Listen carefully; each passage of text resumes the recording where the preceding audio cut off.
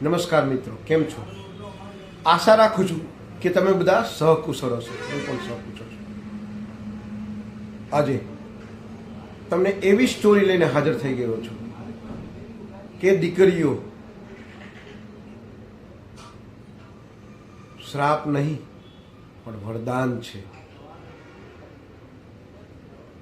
આના ઉપર આધારિત એક સ્ટોરી છે. તો ચાલો મોડું ન કરતા આજની સ્ટોરી શરૂ કરીએ છીએ. એની પહેલાં કહેવા માંગીશ કે ચેનલ પર નવા હો તો સબસ્ક્રાઈબ કરી લેજો. વિડીયો જો પસંદ આવે તો લાઈક કરી દેજો અને ભાઈબંધ દોસ્તાર ફેમિલી મેમ્બર સાથે આ વિડીયો શેર કરજો. જેને પણ વધારે દીકરી છે કે દીકરી સાપ નહીં વરદાન છે. એક સંત હતા. સંતની પાછે એક સજ્જન આવે છે અને પ્રણામ કરે છે. સજ્જન પ્રણામ કરે. સંત છે એ આંખો બંધ કરીને કહે છે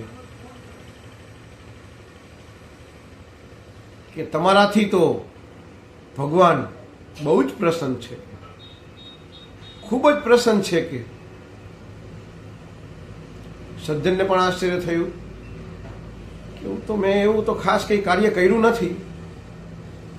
તો મને કયો હે ઋષિ મુનિ, કે મને કયો કે મારાથી ભગવાન આટલા બધા પ્રસન્ન કેમ છે? ઋષિ મુનિ કે પહેલા તમે મને એ કહો કે તમે કરો છો શું? એ સજ્જન કહે છે,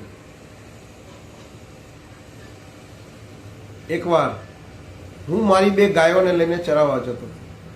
ચરતા ચરતા ગાયો રાજાના મહેલની આજુબાજુ, જે રાજાની ખેતી હોય ને,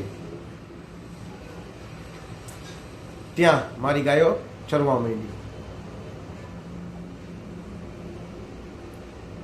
પાછળ પાછળ હું ગાયોને લેવા જતો રહ્યો. ગાયોને લઈને હું પાછો ફરતો ત્યારે મેં રાજમહેલમાંથી રાણી કદાચ ગર્ભવતી હશે એવો અવાજ સાંભળ્યો કે જો દીકરાનો જન્મ થાય ને તો રાખવાનું છે, અને દીકરીનો જન્મ થાય ને તો એને મારી નાખવાની છે. આ શબ્દ સાંભળી એ સજ્જન છે એ ખૂબ જ સ્તબ્ધ થઈ ગયા કે આવું શા માટે? થોડી વાર યાં સજ્જન ઉભા રહ્યા. થોડી વાર પછી સમાચાર આવ્યો કે દીકરીનો જન્મ થયો. હવે આ દીકરીને આ લોકો મારી નાખશે. એ તરત રાજા આગળ ગયા કે આ વસ્તુ સાચી છે? તો કે હા સાચી છે. દીકરીનો જન્મ થયો તો મારી નાખશો? તો કે હા. સજ્જન કે હે રાજન, કે દીકરીને મારો નહીં, મને આપી દો. કે હું એને સાચવીશ ને મોટી કરીશ, અને કહીશ પણ નહીં કે આ રાજ્ય પરિવારમાંથી આવે છે.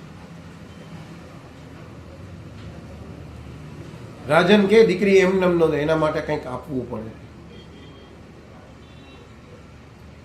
હવે સજ્જન પાસે એટલો બધો અમીર પણ નતો. ખેતી કરી, નાની એવી ખેતી.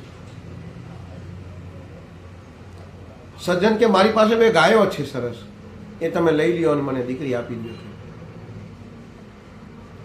રાજાને મનમાં વિચાર આવ્યો, આમ તો હું મારી જ નાખવાનો હતો ને, દીકરી મારા કોઈ કામની જ નથી. એના બદલે 2 ગાય હું લઉં. રાજા અને સજ્જને સોદો પાકો કર્યો. 2 ગાય દઈ અને દીકરી લઈને ખૂબ જ ખુશ થતો ઘરે ગયો. એ સજ્જનની ઉંમર તો 45-50 વર્ષ હતી. સજ્જન ઘરે લઈ અને દીકરીનું પાલન પોષણ કરવા માંડ્યું. ધીરે ધીરે એ દીકરીમાં એને માં દુર્ગાનો વાસ લાગવા માંડ્યો, અને બહુ જ ખેલતી કૂદતી ફળિયામાં ધીરે ધીરે મોટી થવા માંડી. હવે આ સજ્જનનો એક જ ધ્યેય હતો કે જે પણ દીકરીને આવી રીતે મારી નાખે છે ને, એ દીકરીને હું બચાવીશ. આ જિંદગીનો હવે એનો ધ્યેય બની જતો આજુબાજુના નગરોમાં, ગામોમાં જ્યાં પણ દીકરીનો જન્મ થતો તો આ સજ્જન લઈ આવતો અને બધી જ દીકરીઓને આ ખવડાવતો, પીરવતો અને મોટી કરતો. કરતા કરતા આ સજ્જન પાસે આશરે 300 થી 400 દીકરી ઉછેરવા માંડી છે. દીકરીઓ પણ આટલી બધી દીકરીઓ એને બાપ તરીકે બોલાવા લાગી અને દીકરીઓને બધી જ દીકરીઓ ધીરે ધીરે ધીરે ઉછેર થવા માંડી. અને જ્યારે મા દુર્ગા, સરસ્વતી અને અંબા એક પછી એક શક્તિ આ ઘરમાં નાની મોટી થવા માંડી છે. દિવસે ને દિવસે દીકરીઓ વધતી જતી. આ સ્ટોરી સજ્જને એ ઋષિ મુનિને સંભળાવી કે તમારા આ જ કર્મથી ભગવાન તમારે માટે બહુ જ પ્રસન્ન. કે જે દીકરીઓ મારી નાખતા હતા એ દીકરીઓને તમે લઈ અને ઉછેર કરો છો એના માટે ભગવાન તમારાથી બહુ જ પ્રસન્ન છે. ઋષિમુનિઓ કહે છે દીકરીઓ શ્રાપ નથી, દીકરીઓ વરદાન છે. એટલે દીકરીનો સાચો, કારણ કે દીકરીઓ હશે તો આવતીકાલ છે, દીકરીઓ નહીં હોય તો આવતીકાલ છે જ નહીં. કારણ કે દીકરીઓથી સંસારનો જન્મ થાય છે. એ સજ્જન ઋષિમુનિઓને નમન કરી અને ચાલતા થયા અને આ જ ક્રમ એને નિત્ય ચાલુ રાખ્યો, જેથી મારો દ્વારકાધીશ, મારો ભોળાનાથ એનાથી સદાય પ્રસન્ન છે. એટલે કહેવાય છે સાહેબ કે દીકરીઓને શ્રાપ ના સમજો, દીકરીઓ શ્રાપ નથી પણ વરદાન છે. આ વિડીયો જો તમને ગમ્યો હોય તો વિડીયોને એક લાઈક કરી દેજો. ચેનલ પર નવા હો તો સબસ્ક્રાઈબ કરી લેજો. ભાઈબંધ, દોસ્તાર, ફેમિલી મેમ્બર સાથે આ વિડીયો શેર જરૂર કરજો.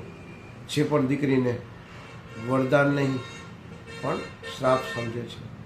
કારણ કે આજના દિવસોમાં ઘરોમાં, ઘણા બધા ઘરોમાં 5-7 દીકરીઓ છે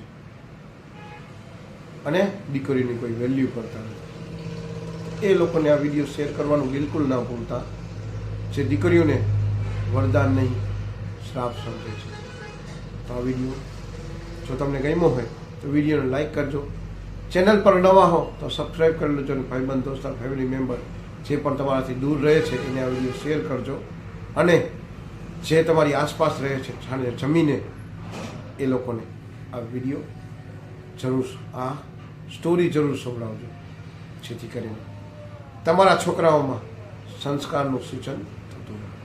તો આજ માટે આટલું જ. જય હિન્દ, વંદે માતરમ દોસ્તો.